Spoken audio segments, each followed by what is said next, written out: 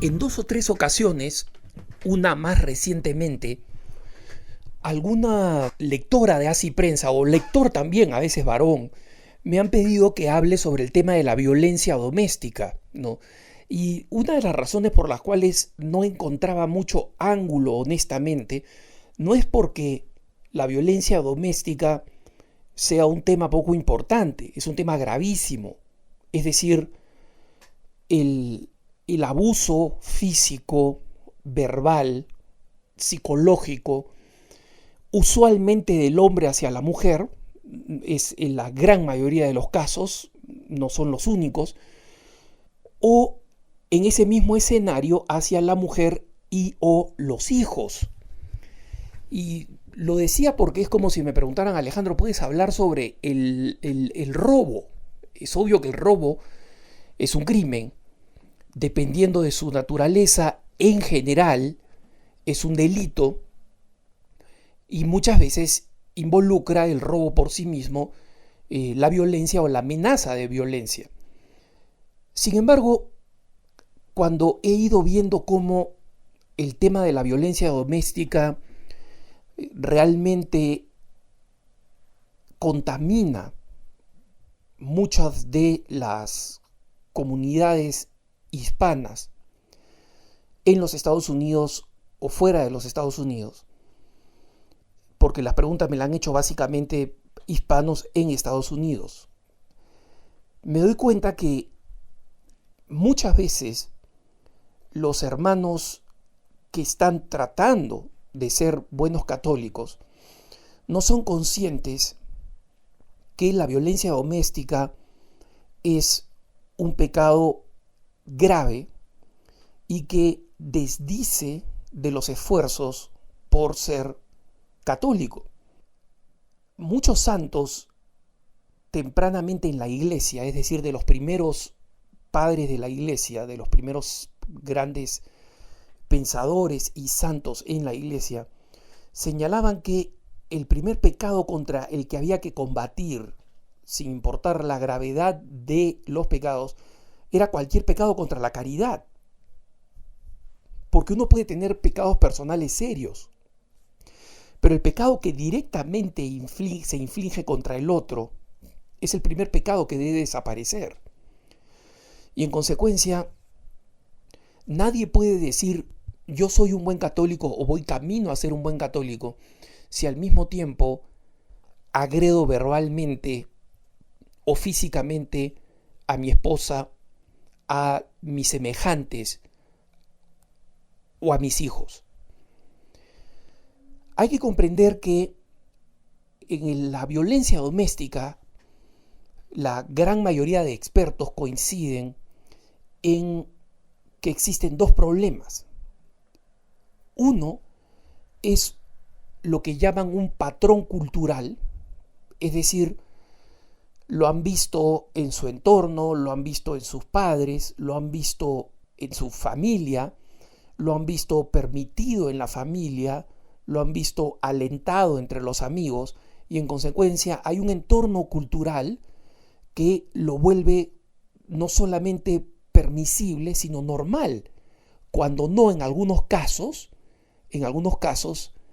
admirable. Eso es lo que hace entre comillas, un hombre, ¿no? Se impone, se hace sentir con su mujer, él es el que manda, ¿no? Entre comillas. Y que la forma de mandar supone imponerse físicamente.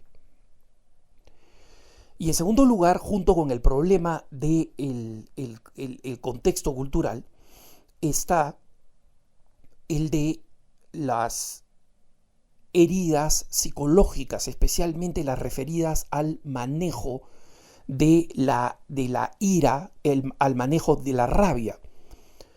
Muchas veces las personas que son abusadoras son personas que tienen problemas de celos exagerados, de reacciones violentas exageradas, porque ellos mismos han sido víctimas de eso, o porque tienen frustraciones, amarguras interiores que los llevan a reaccionar con violencia como su primera forma de reaccionar frente a las cosas que les disgustan.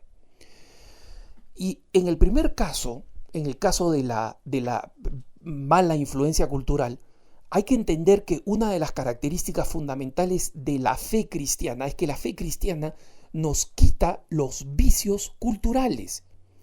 El Papa Pablo VI decía que el Evangelio llegaba a la raíz de la cultura y de las culturas, cambiando todo aquello en la Evangelii Nunciandi, ese magnífico documento, cambiando todo aquello que estaba en contra del Evangelio.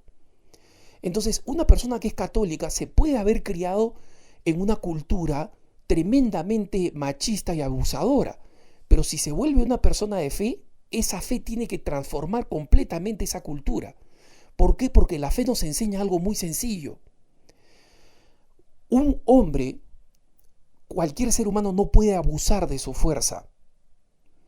Y el castigo físico y la imposición física, la agresión verbal o psicológica es contraria al Evangelio y es un pecado grave.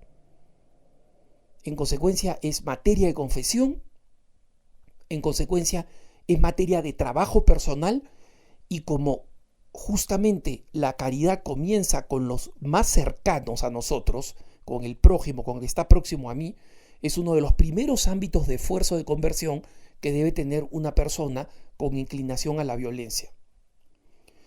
En el segundo caso, cuando se trata de problemas psicológicos, conozco muchas personas que han venido a preguntarme: Alejandro, mira, yo sé que hago mal, pero no puedo contenerme, es una cosa que me supera. Muchas veces, efectivamente, la persona se consiente la violencia. Es verdad que existen situaciones extremas en que una persona no puede contenerse. En ese caso, esa persona necesita consejería psicológica, necesita consejería.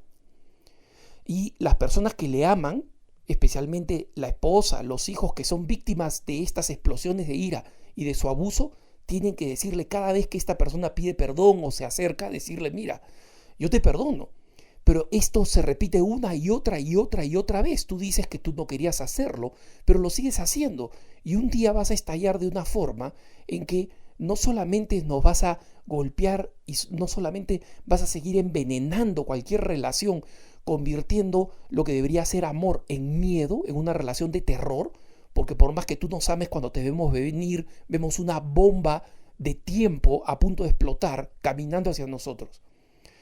Sino que tienes que comprender que si tú no puedes controlarlo, tienes que cambiar. Ahora, miren, hermanos, eso de que no se puede controlar es bastante relativo. Yo he visto personas con ataques de ira que, frente a situaciones extremas como el estar frente a su jefe, el estar frente a una persona con la cual no quieren quedar mal, son capaces de contenerse, por lo menos hasta más tarde, o a veces hasta que se le pase. Pero cuando están con las personas que suelen abusar, no se contienen. ¿Eso qué cosa quiere decir?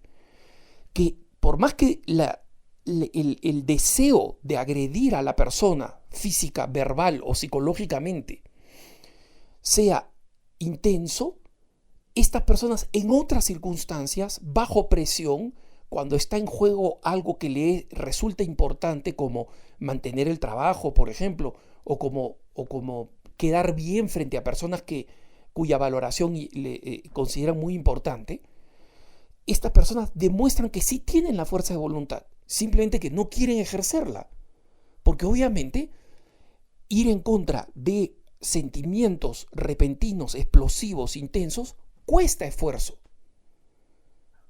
Nunca vamos a dejar de tener el deseo, la atracción para las personas que sufren precisamente de una propensión a la violencia. Pero justamente tienen que comprender que si valoran más a aquellas personas que dicen amar, tienen que hacer el esfuerzo. Y obviamente, cuando estas situaciones son graves, la responsabilidad de una esposa o de un hijo, si es que estas situaciones no se manejan, es la de llamar a la policía. Porque, hermanos, yo conozco demasiadas personas que han actuado demasiado tarde, cuando en una de esas explosiones de ira, los agresores, los perpetradores de la violencia doméstica, han hecho tal daño físico a las personas que aman, que en algunos casos, cuando no las han matado, las han dejado gravemente dañadas. En consecuencia, la violencia doméstica no puede ser algo que conviva con un ser humano, mucho menos con un cristiano. Que tengas un buen día.